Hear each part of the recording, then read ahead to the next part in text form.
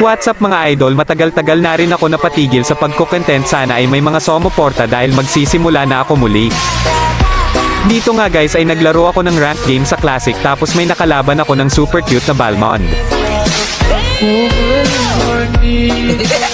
At syempre kung napanood mo ang video na ito baka naman kahit isang like and copy link, total pareho naman tayong pogi, diba idol?